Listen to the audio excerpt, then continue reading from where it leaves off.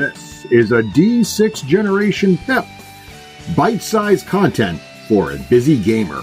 Sometimes featuring Craig, sometimes featuring Russ. Hey, what about me? Oh yeah, and sometimes featuring Raef, Hollywood, Granger.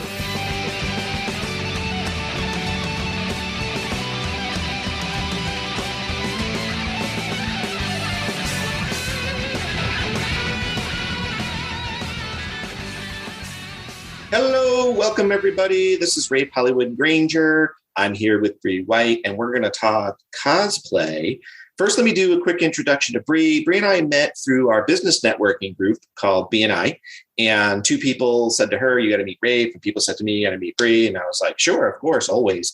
And she is a professional personal stylist. And if you want to hear more about that, you can go over to the Raef Granger podcast and you'll hear about what that does and how she got her start in business. But through those conversations, the ones prior to that, where we had our coffee chat, we learned that we share the same kind of geek hobbies. And so I said, oh, let me put you on the D6G and we'll hear about that. So welcome, Bri. Thank you so much. I'm so excited to be here. Okay, I'm glad to have you. So let's do this. Let's establish your nerd cred. What are you into? Oh, I already see it there. You got your nice little. Yep. I've got my tankard to start, which has a tankard wrap from Critical Role. For those who are into Dungeons Dragons Critical Role, that is very much one of my geekdoms. So this is keyless. I have Passed Through Fire, which I very much relate to that character. Now, I've always tried those kind of flagons. Is that the right word? Flagon? Is that another term? I think tankard, flagon, yeah. Tankard, yeah. And the metal. I can't get beyond like the metal taste. Does that one have like a metal tang to it? This one, I mean, I don't usually let my drinks sit too long in metal because I'm like that too. I prefer glass to metal. I'm actually interested in seeing if I can get like a wooden tankard for that reason, because I love on Etsy, they've got so many great wooden tankards, and you can have like designs burned or etched. Ooh, that's cool. So that would be awesome. But this one, because it's specifically, I got it from Critical Role and their website. I love it. So I go past any potential metal taste, but so far I haven't had any metal taste. So that's good. Okay. All right. When I was in college, somehow we got our hands on one of those bull horns. It was like this big, giant, and about that big around. And we didn't have YouTube back then. So somebody said, shellac it. I don't know, maybe we poisoned ourselves, but we used to drink beer out of that thing. But Bri, that thing would start to smell so nasty after a while. It was like, I'm not surprised. I've seen, so there's a Renaissance fair that I go to every year. I'm just like slowly adding in all the nerdy things that I do. Yeah. But yeah, so there's a Renaissance fair I go to every year. It's in Carver, Mass. It's called King Richard's Fair. Highly recommend for anyone who hasn't been. It's such a blast. They usually hold it in the fall of each year for like 2 months, September, October. But they have a lot of those like bullhorn tankards that you can get. And I'm always curious, like, how do you clean that out? And is it like actually horn all the way through, or do some of them have metal or wood? I haven't picked them up and really looked at them because I didn't want someone to think I was going to buy it at that moment because, there's so many things you can buy at the Renaissance Fair. That's the problem. I go there and I'm like, I'm going to get a sword and I'm going to get a costume and I'm going to get this. And then you're like, I have enough money to give to the entertainers because really like you guys are making the day today. And I can get a snack. Okay. And I'm leaving. I have a funny interaction with the fairs, but I want to hear yours first. What do you like about the Ren fairs? So one of the things that I love, which ties into my love of cosplay, is the opportunity to dress up and make a character for the day. And it's going into this other world, essentially. Like, that you're going to go back to your car at the end of it and you're going to go home and do whatever. But in that moment, the environment, the music that you're hearing, people really get into their characters, especially shop owners. And it just feels like you're transported into one of these worlds, one of these fantasy environments, Lord of the Rings, or, any other number of things that you love. And it's just, I feel like I'm a kid again. It's like when you're playing imagination and you are the knight or the prince running around doing stuff. I was always a knight. I was a female knight in my mind. I took fencing and archery for like a season when I was 10 and convinced my mom, I'm going to be female knight when I grow up. And she's like, yeah, we can only do this for the summer because it's a little more expensive than we planned. So maybe change your plans on what your career is going to be. So when you is cosplay the correct term, or is it more LARPing, or? I do cosplay. So I haven't done LARPing yet. I definitely appreciate all the effort that people put into it, but I've never gone to a LARPing event where you're getting together with people and you're doing basically like the battle sequence, if you will, and really role playing it in real life. I more or less put on the costume and walk around and I'm myself in a costume, if you will. So what is your costume? Or your preferred costume? Oh, it changes every year. That's the other thing is I've had so many different ones that I've made. And usually on my social media, I'll do a poll and ask people, what do you want to see? Like, what do people really jive with this year? So this past year, I did a rogue inspired by like one of my first D&D characters was a rogue. So I based it off of her. So I did that. The year before I did like your classic tavern wench, because with the pandemic, they didn't have the Renaissance Fair. So we did an at-home Renaissance Fair, which was a lot of fun. You know, we made fried dough, we got turkey legs and set up the house and had another couple come over and just, you know, hang out for the day and played some themed music. And so I did tavern wench that day since I was cooking a lot of stuff. And I think the year before I did like an archer. So it changes each year depending on what I really am vibing with. Do you make your own costumes? In the sense of, so what I love when it comes to my own costume creation is I don't have a ton of sewing skills. I'm still working on those. A lot of the way that I do my cosplay is based off of using clothes I either already own or using like real clothes and turning them into some sort of costume. And for me, the reason why I love that is if you've ever noticed, if you go to like one of the Halloween stores and you get a costume, they are made of certain materials that are just, you can tell it's a costume. It's like overly shiny. It's really cheap. Yep. And it doesn't look authentic. Like you can tell it's a costume. I want to look like I just came out of a storybook, essentially. So I think the way to do that for me is using real clothes that are meant to be worn every day because you're really submerging yourself into that world. So I'll take different pieces and really put them together. So I think for my rogue last year, I have a pair of like leather coated denim pants, but they're black. So they look like black leather pants, but they're actually jeans. And then I had like an oversized open black cardigan and I put a corset over the top of it. So it looked like it was just sleeves because of the way that I had the cardigan tied underneath. So you couldn't actually see it with the corset overlaid. Oh. And then I strapped a couple of belts around the top of the corset so that they're just hanging off, and had some pouches that I got with like marbles and stuff in them. So I really I piece stuff together to make my costumes from everyday wear, whether it's finding stuff at thrift stores or like Etsy's another great option if you want really authentic items that feel more genuine to your character and not so costumey. Did people, I know zero about cosplay other than, seeing it.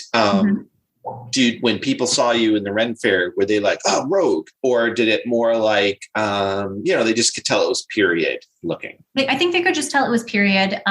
There had been a year, I think the first year that my wife and I went to the Renaissance Fair, we had a group of middle-aged women who had a number of glasses of wine, because at the Ren Fair, you can get mead, wine, beer.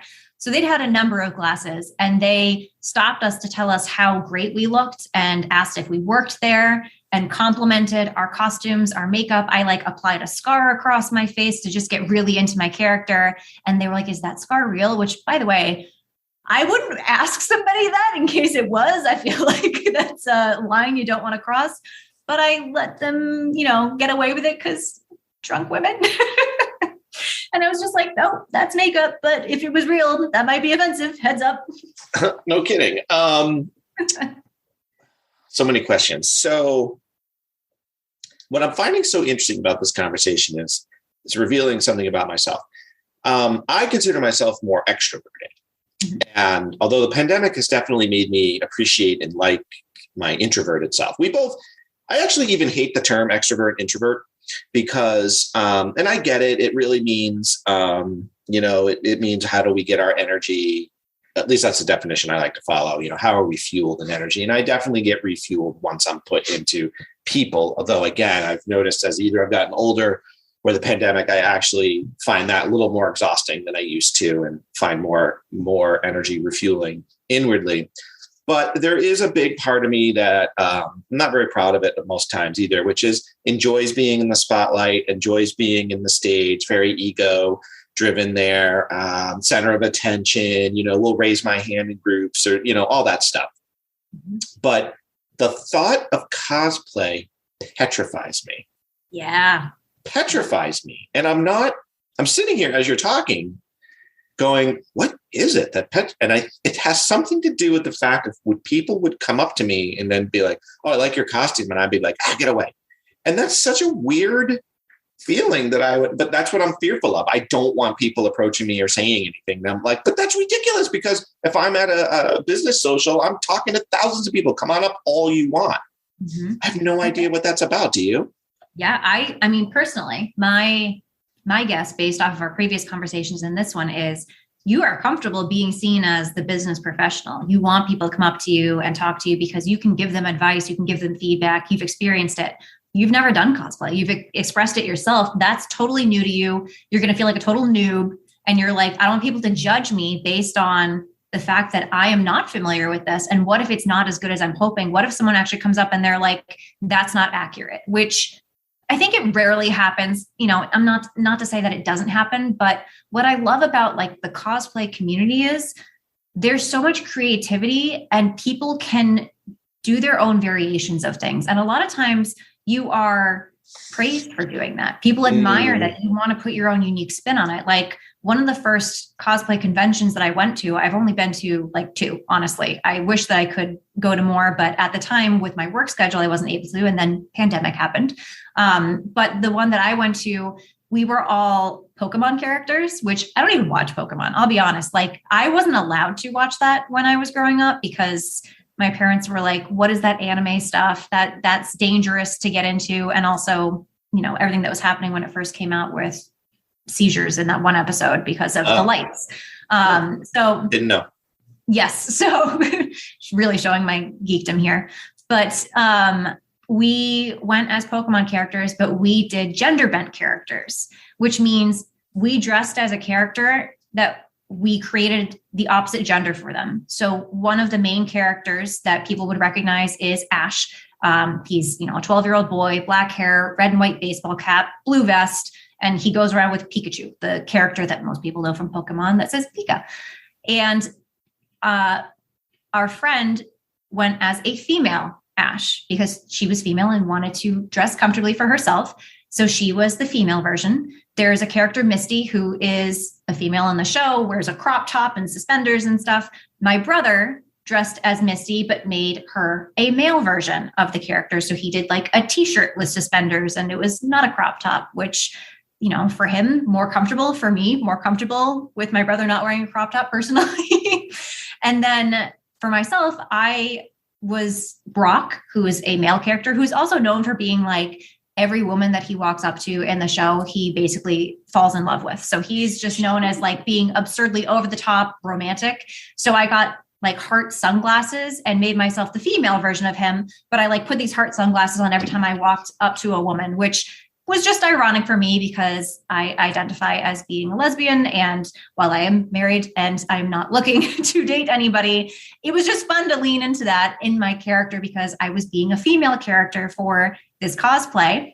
And that was more comfortable for me. So like a female straight character. Is that what it was? Well, no, I mean, for me, I played into the fact that because in the show, he goes up to women. I also went up to women, I see. Okay. But I was a female version of his character. I didn't know if you were still being the flirting with men or something like that.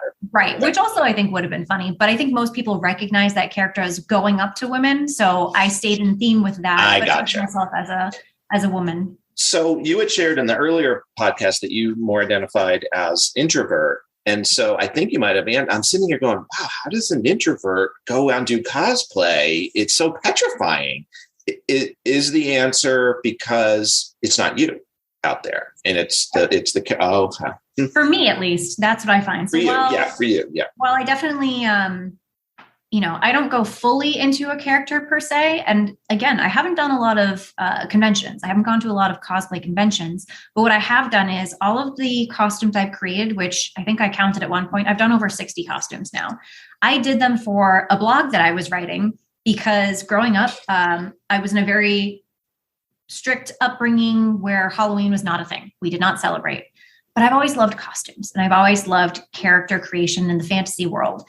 So basically, when I went to college, my first Halloween that I got to dress up, I did I think I dressed as like a devil. I just wore like a red dress and I got, a silly little pitchfork from the dollar store and a red wig. But for me, it was the first step into I get to dress up and be something else for the night and have fun with it. Now, I didn't go around doing devilish things or really leaning into the character per se. But just the chance to dress up was what was really fun for me. So for my blog, especially, I would do these costumes and cosplays and create the look and then photograph them so I could share with other people, here's how I made my costume.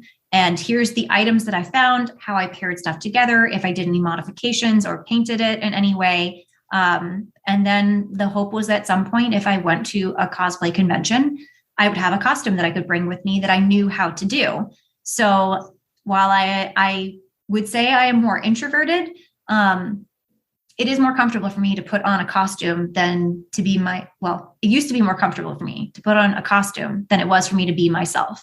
That's something that over the last year, I've really leaned into is allowing myself to shine through and be authentic to who I am and know that, just like having a conversation with you, I realize there are people out there who have similar interests and I don't need to hide those from people. In fact, it starts great conversations when you allow yourself to share of what you are motivated and inspired by. Yeah, it's kind of a fascinating. I mean, they've done tons and tons and tons of studies on the mask phenomenon or the costume phenomenon. A lot of actors and actresses will say that they're more shy and that whole thing. And so it is interesting. I'd never thought about the reverse, though. I wonder, I should start talking to more of my extroverted fueled people to be like, are they like, no, Raef, you're nuts. Like being in a costume is even more extroverted. Like, are you crazy? It could be, it's interesting. I'm just curious now about it. So let's say so you mentioned something that's true. If you're listening to this podcast, let's say you're coming from my business podcast and you're listening to this and you're new to geekdom or nerddom, like I grew up in the 80s. It was not chic to be a nerd. That was a negative term. And it wasn't cool. And so, I played D&D back in the day, never would have worn a D&D shirt to school, didn't bring my dice to school, didn't announce it. It was a well-kept secret. And even through law school, which was the 90s, there'd be some people that play, but they would never. Nerds by that point in time in the 90s, like, whatever. Like, I was like, whatever, I play what I play, but if it was a more mainstream person but they really like Dungeons and Dragons or Magic the Gathering or whatever was sort of big back then, they wouldn't talk about a social situation. I think it's, of course, the Big Bang Theory sort of like blew it up to make it be very chic, very hip, very popular. But one of the things where I was going with all that is, one of the things that the gaming culture has always been is very accepting of different genders, very accepting of different lifestyles, body images all over the place. Like you can go and see a slave princess. You can see a slave princess as Princess Leia in Empire Strikes Back when she's chained to Jabba the Hutt. So you can see a guy dressed as slave princess and you wouldn't even bat an eye. And this was, even back in the 80s, you'd be like, oh, Princess Leia, slave princess. Oh my God, he's got a beard. It'd be like, okay. And it's a very accepting culture to begin with. That being said, I was wondering if you could give advice if somebody's listening to this and be like, that sounds kind of fun and I might want to do it. How does one begin? What does one need to know, if anything?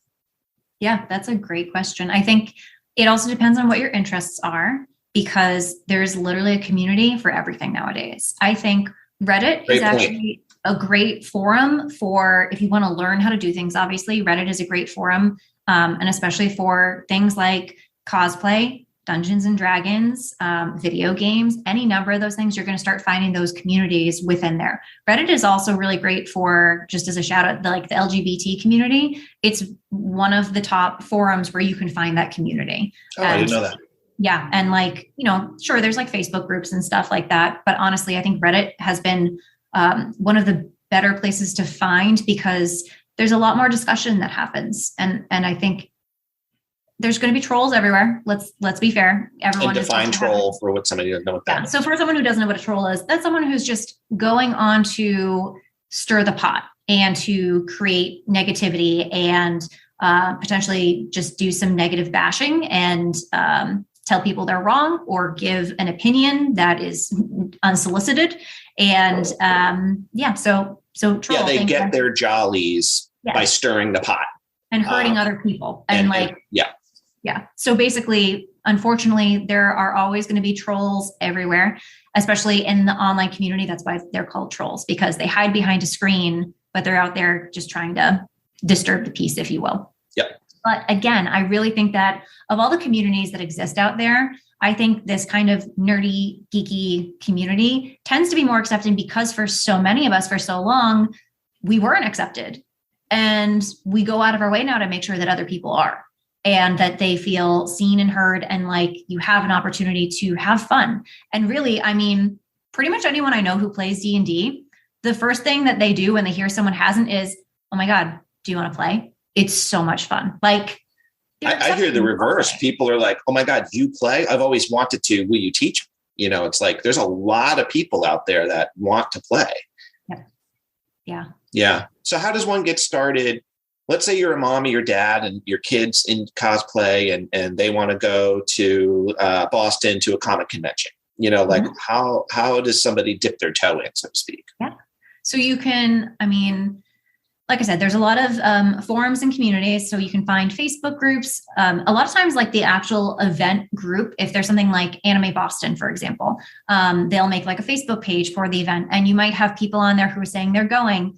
If you have similar friends, or if you're in similar groups or something, you could always start up a conversation with them and just ask, like, or you can post in there and say, hey, never been to one of these before, would love some tips on what we should know for the day. Or like, you know, again, this community is so great at giving information and sharing. So you can go to any of these forums and ask. You can go to somewhere like Pinterest if you want to look for inspiration and be like, I want to put a costume together for the day, but I've never done it before. What can I put together? What type of characters do you like? What do you actually have right now? If you don't want to spend a lot of money, how can you create something? Because there's so much variety, which is what I love about cosplay. You've got the people who are going to go down to the last minute detail for their down to the rivet.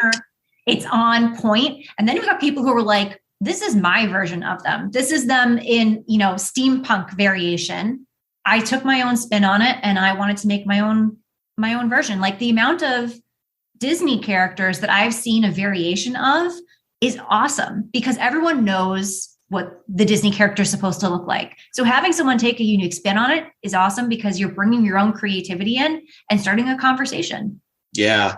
I think too, as I'm thinking about it, it's interesting because cosplay has grown to where it used to be sort of its own thing, but then it's morphed into any kind of convention. A board game convention, you're going to see cosplayers there. A comic book convention, you're going to see lots of cosplayers there. And they won't all be superheroes. You'll see Star Wars walking around, anime characters, all the things.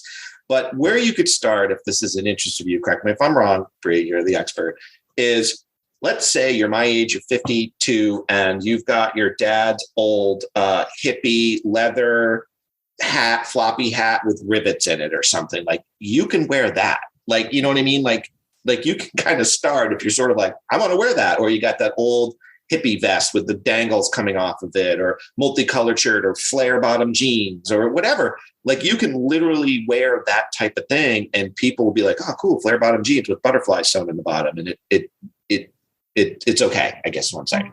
Yeah, you can. I mean, there are a number of people who will go to a cosplay convention and they won't dress up at all, you know, and that's fine. If you want to go and just see what else is out there, what people are doing, or if you're just not comfortable or don't have the time to put a costume together, there's no judgment for being yourself. That's a great point, actually. Which is awesome. And that's the other thing that I love is, so there's something specifically that I'm actually working on for my style business as an example, if you will, to show this.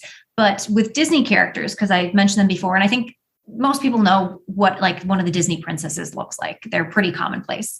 So there's something called Disney bounding. And that's essentially dressing as a Disney inspired character, but in everyday clothes. So it's almost like an homage to them, but it's using what you own or creating something that would be more commonplace as opposed to costumey.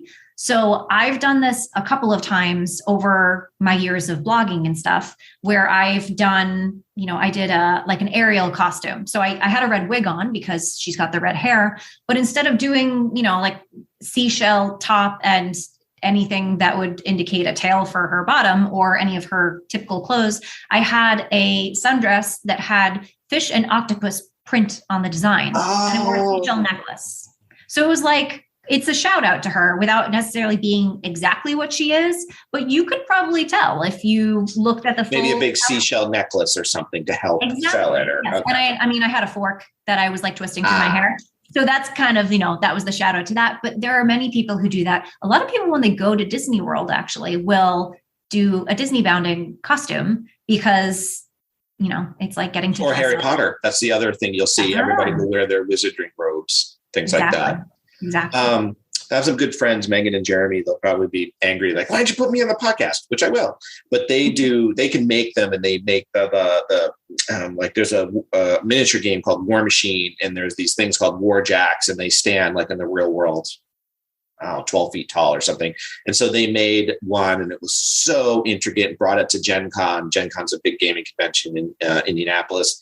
And it was just amazing, like what Megan could do out of, I don't even know what materials it was made out of, but yeah, there are people that can sew, and I guess Etsy, that'd be a good place to kind of look for inspiration and, or even purchase if you want to buy. Yeah. Another good place, YouTube, but TikTok has become a really good format if someone wants to see some DIY instruction of putting stuff together, or if they just want to see costume inspiration. That's where a lot of cosplayers are sharing their work now as well. Which is awesome. I thought how TikTok's not that, I don't know TikTok. It's not that long of a format, is it? No, it's short video format, which I think for anyone who just wants to see like character, it's great because maybe they have different variations of the character they're showing in video format. Or they're doing like a audio sync where they're talking as the character. They've got the lyrics the character's saying, and they're in their costume for that. But there's also a lot of people who are showing quick DIY instruction of like, here's how I made this piece for my character. Here's what I used. Here's things to keep in mind if you are putting makeup on for a character. That's the other thing is it's not just clothing that makes a cosplay. A lot of it is also makeup. So there's a YouTuber who I followed for years. She goes by Made You Look, and she does full face and body painting. And I don't know how many cosplay conventions she's gone to. She's known for her body painting skills, and she makes amazing, amazing characters out of them. So for me, that inspired me when I did a Mystique from X-Men costume at one point. I only did like shoulders up because I did not have enough to be able to paint my entire body blue. But I watched some of her videos to learn her techniques for painting. And it was super simple because I just did like a black, like leather top, and I did the blue body paint, and I had these yellow contacts, which were really crazy. And I had bright red hair at the time that was mine.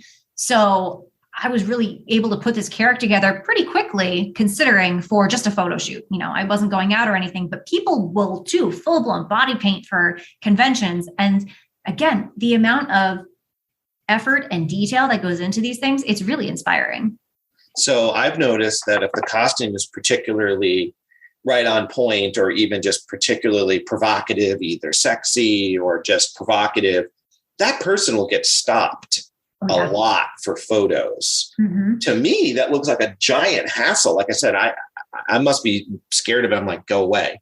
But so is there any kind of etiquette? Let's say you're the person there, you're regularly dressed, and you do want to take a photo. Is there an etiquette?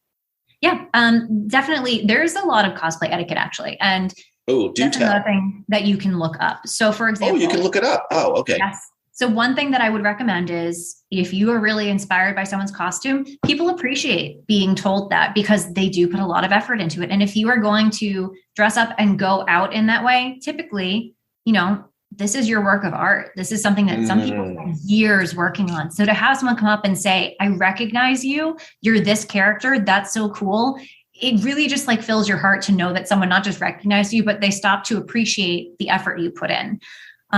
But like always ask if you want to take a picture because you like someone's costume, ask them first. It's the same as any other situation. Like you really shouldn't just go up and take pictures of people. It's awkward. It's uncomfortable. Same thing with do not go up and touch somebody. Like this is something that comes up a little bit more frequently than I think it really needs to at these types of things. But especially in like the anime inspired world, there's like a specific term called glomping. And essentially in anime, it's when one character like jumps on to hug another character and like, you know, real invasion of personal space. But in the show, it's typically done in like a cute sort of, sometimes it's romantic, sometimes it's supposed to be funny. So people will take that a little too literally sometimes, and they'll want to go up and hug someone or touch them. And again, this is a real person. You need to respect their personal space. You need to ask before, if you're like, you really inspired me. Can I give you a hug? Can I give you a handshake? Can I check out this detail on your costume closer? Like respect people's space. Respect that maybe they don't want their picture taken. They just want to be part of what's happening at the convention. And it's awful, but like the people who dress up in sexy costumes, they can get harassed pretty frequently, whether it's lewd comments or people going up and touching them inappropriately. It's happened. Like, and it sucks that happens. So again, like be respectful of other people. That's my main thing. If you're going anywhere, appreciate what someone else is doing. You can definitely let them know that you think that what their costume is awesome, or just like give them credit where credit is due, but be respectful in however you're doing it. Don't just say, yeah, you're so sexy, I'd like to do X, Y, Z. Like, not okay. I feel grateful that I haven't had that happen to me, because I would feel really uncomfortable if someone did that to me. No, that's a great point. Like, even though it's sort of freeing, and I think maybe sometimes people get wrapped up in the moment. I don't know that sometimes it can even happen with the person saying that wouldn't really say that in the thing, but they're kind of swept up in the moment, or I don't know. They kind of, be mindful to not lose the regular rules of society still apply, right? Yeah, that's a great way to say that. Another thing too, if you're new and want to get into this, like when you go to these different conventions, there'll be vendors there selling all sorts of stuff, leather pouches, leather bags, jewelry, so there's a way too, you can just go and enjoy doing that. Are there different sort of strata? So like in the role-playing world, like I think, at least in my generation, because people would confuse people who played Dungeons and Dragons, they confused it with LARPing, and LARPing stands for live action role playing. And that would be live action role playing is when somebody dresses up like a wizard and there's a whole bunch of people and they go out to like a field and they kind of they act out the fantasy battles or something. There's all these kind of rules. And then there's the society of anachronistic something or other, or like there's sort of these different strata. And so like somebody who plays Dungeons and Dragons doesn't mean they dress up like a wizard at a convention. They could wear a suit and play D&D, and it could mean anything in between. Mm-hmm. Are there different, like, oh, that's this kind of cosplayer, and then there's this kind, or are there different sort of strata? I mean, I'm sure there is in everything really, but for cosplay, I wouldn't say the same sort of way, because the other thing with cosplay is I think a lot of people who like to cosplay, they have a lot of different characters that they tend to show off as well. So there might be different levels, especially for someone who maybe they're really skilled at doing this one character because they've done them for a long time, but they want to try creating a new costume for this other character, and it's not going to be at the same level. So they start off with, like we talked about the Disney bounding idea, like they start off with something a little more casual, a little more day-to-day as they're building up their costume, whether it's because they're sourcing pieces or they're figuring out what's more comfortable for them, or spending the money and time on creating the full costume. So I think it really depends on the person. It's not necessarily like there's specific tiers with cosplaying. I have found personally, at least, like for me, like I said, I haven't been to a ton of conventions. I know people who go like multiple times every year, and I've only ever been twice. And yet I've made a ton of costumes, especially for, the everyday person. I just haven't had a chance to really go out and show them off in a more public setting other than the online community that I share them with. I think I might be a cosplay snob in seeing costumes, because as I'm thinking of the Star Wars ones, and like, let's take a Jedi Knight. It's probably one of the easier ones. Although those robes, I've looked into it like 20 times. Those robes are hard to come by where they don't look like the cheap, flimsy costume, woolen roby type of thing. Mm-hmm. But the ones I've seen, this is where my snobbery comes in. I like a person where they're wearing just brown leather boots that are just brown. They might be motorcycle boots, or I don't know where they get them from, versus, it's got like a brown material that's sort of tied with like a black shoestring. Now, again, go do you. Like, I'm just commenting me that I tend to be drawn towards the person that it's all authentic, where even if the robes, I guess, are made by a costumer, I don't know how those robes are made. Yeah. And you're the type of person who I think probably enjoys when someone is being more specific to the character. Like, they're really showing off, like, this is the character I'm representing right now. Yeah, that must be it. As authentic as I can be to that character versus taking their own spin on it. Yeah. Like, if they were to wear that and then wear the hat that Johnny Depp wears for Pirates of the Caribbean, I'd be like, what? Yeah. I don't tend to appreciate that. I'm very judgy though. Like, I'm not a nice person deep down inside. You don't like the crossovers, huh? I'm too judgy. Yeah, I don't like the cross. Although I like that Disney bonding thing. That I would think is really cool. Mm-hmm. I don't know why. Probably because I don't know why I don't like the pirate hat mixed with a Jedi costume. I don't know. So. Maybe because the Disney bounding is inspired by the idea of how can you turn this character into your daily life versus you're being a character here versus a character here, and now you're meshing the two together. And you're like, I don't understand the mash. Like, yeah, I don't understand the mash. That's my cosplay snobbery. I guess the best place I saw cosplay being mixed together, we talked about this a long time ago. Long D6G listeners will remember this. Is we were in Gen Con in Indianapolis, and I think the Colts were in the Super Bowl. I forget the year. And here we are. It's Gen Con again. I'm not a cosplayer, but there was tons of cosplay. Medieval characters, mainly medieval, style characters. So archers, rogues, wizards, going out to the bars, to the eateries at night with the Indianapolis Colts regalia that people wore. So tons of jerseys, women with face paints and stars and people's numbers. And, if anything, gamers can be stereotypically snobby too. Like, they will tend to think like a jock or a cheerleader because, of reasons. But so I think there was even a little bit of some animosity of like, oh, these jocks. But if you thought beyond them, like, hey, they're cosplaying too. Yeah.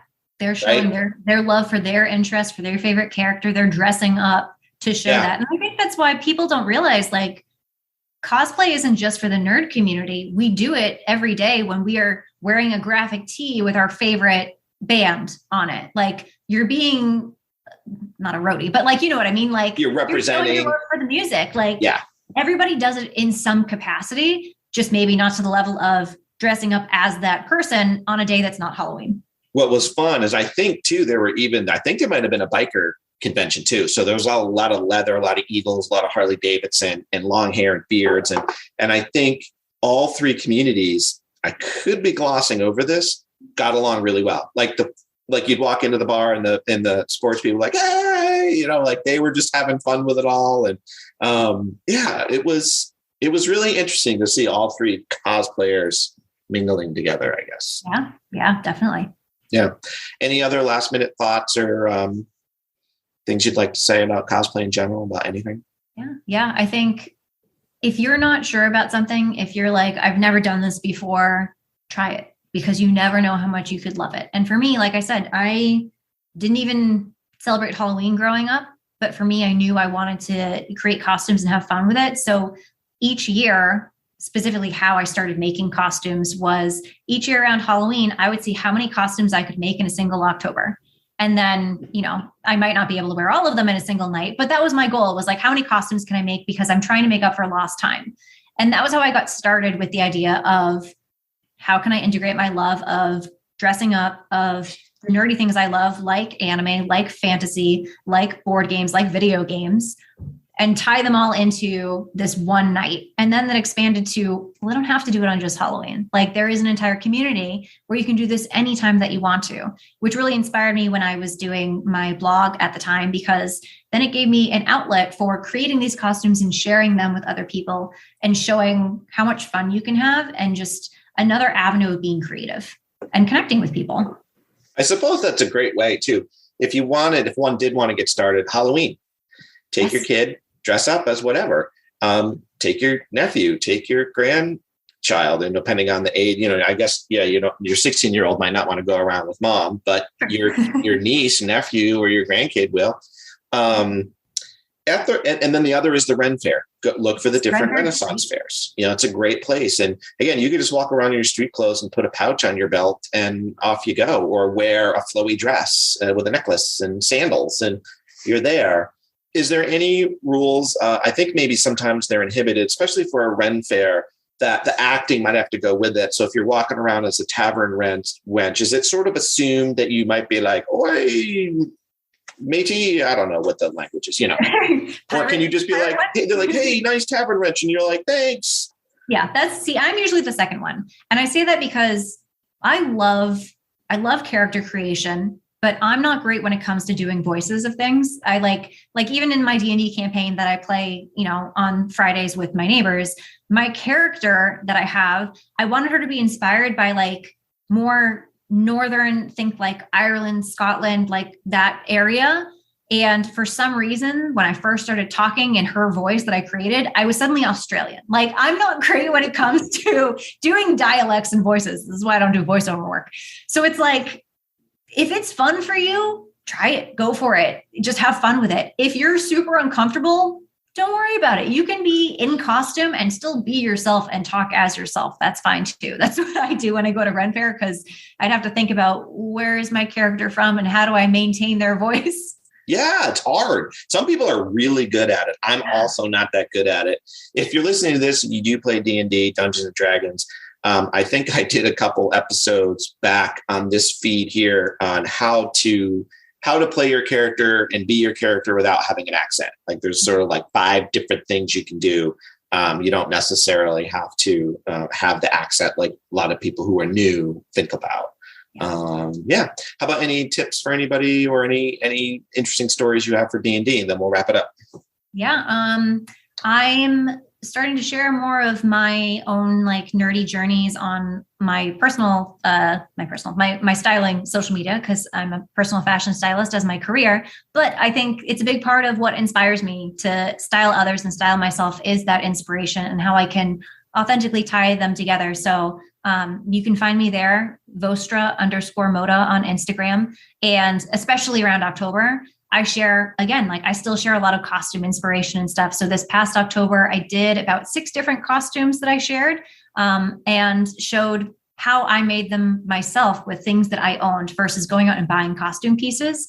Because a lot of people, when you are getting started out with this, you don't have the money or the time or energy to be able to put these really elaborate costumes together. So how you can start doing that with things that you already own. I showed a couple of options, being like, I made a Jack Skellington costume, for example, because I had a white wig, and I just used a pinstripe suit I had with a white blouse, because those are the main pieces that people focus on when they see that character. Mm-hmm. So just keeping in mind, allow yourself to have fun. Don't judge yourself too harshly, especially when you're starting out, and be inspired by what you see. And just know that a lot of these people, they've been doing it for years. They've been practicing and they've been learning. So give yourself the time to learn too. That's a great point. So good. Such a great one to end on, for both of our businesses, but like sometimes I think we need to remind ourselves we're new. We're new at things, whether it's in your business or whether it's on your hobby. You're new, and we're new, and it's not going to necessarily come out the way we thought it would. And then we just need to either practice or get more knowledge or look up a YouTube video or give yourself some grace when trying something new, right? Absolutely. Yeah. Leap first, learn later. Yep. Well, thanks again, Bri. Thanks for being on both shows. We recorded these back to back. And again, if you have any questions for Bri, both in correct me if I'm wrong, but both in cosplay or in personal fashion styling. Reach out to her on the website. You can find her there. And without further ado, thanks for listening, everybody. Thanks, Bri. Thank you so much for having me. Have fun, guys.